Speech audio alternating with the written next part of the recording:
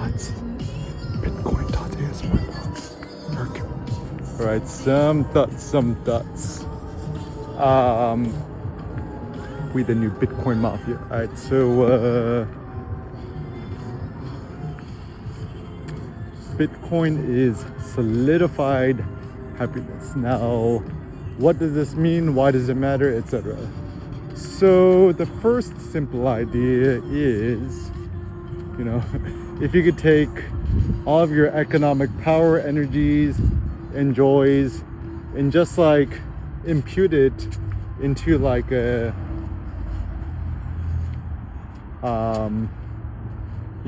a thing that'll last forever. That's essentially Bitcoin, right?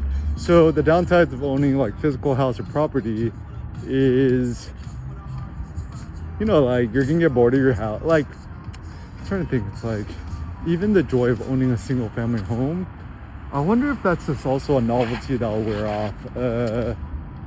Like same thing with the novelty of, I don't know, owning a exotic sports car, even a Cybertruck, right?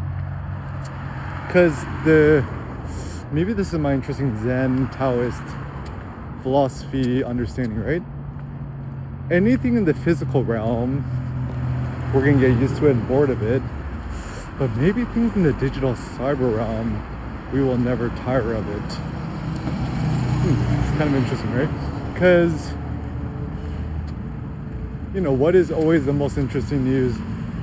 Bitcoin, right? It's being traded 365 and is the topic of everyone's dinner conversations. And the reason I love it is it gives me an impetus to wake up every day and morning, and I get super excited. I'm just like the whole time just twiddling my fingers waiting for the markets to open, right? Like and so it's solidified happiness. And ironically, like it's actually like this kind of doesn't make sense, right? It's actually it's less stress and anxiety to own Bitcoin than own expensive things in the physical realm, right? So like having a Rolex, I don't know, bars of gold, like a camera, just chilling at the house, even Apple devices, right? Like it does cause a low-key small degree of uncertainty. Like, for example, right? Even if you owned a Lamborghini or something, right? I personally would not feel comfortable having it parked in a garage, even if it's an enclosed garage, because you're worried that somebody's gonna break into your house and steal it, right? So anything that could be stolen in the physical realm, which is practically everything, is always gonna cause you a little bit more concern, a little bit more stress and stuff. And as a consequence, trying to invest in things that don't have physical risk factors seems like a good idea.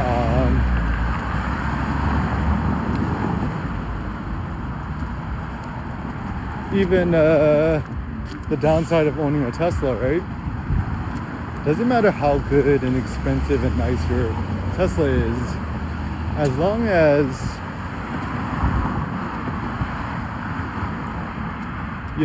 it's an electric car, right? It's gonna forever slowly depreciate in value rather than accumulate or accrue in value. And also the problem with issues is like product cycles. So for example, once the cyber taxi comes out, everyone's gonna want to ditch their old thing, right? Even right now, the Cybertruck, I still love it, but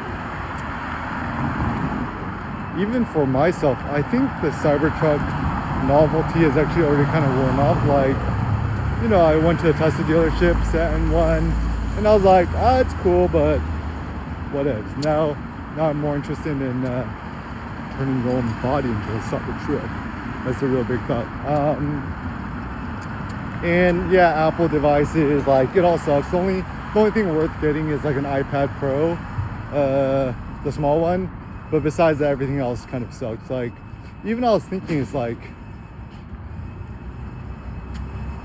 if you're really rich and you don't want people to jack you, right? The obvious thing is to just own the cheapest iPhone, like the iPhone SE. So everyone's gonna assume that you're poor and not rob you. You just drive an old Prius, right? Because actually, if you think about it, like if he's a true capitalist, he's a real Bitcoin capitalist. The strategy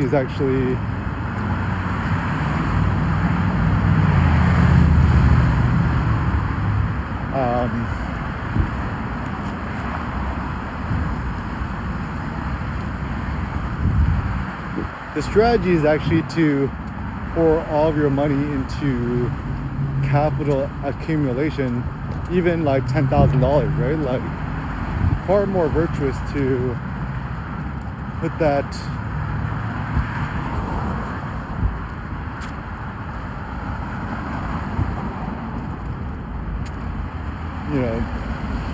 into accumulating more capital rather than bleeding it,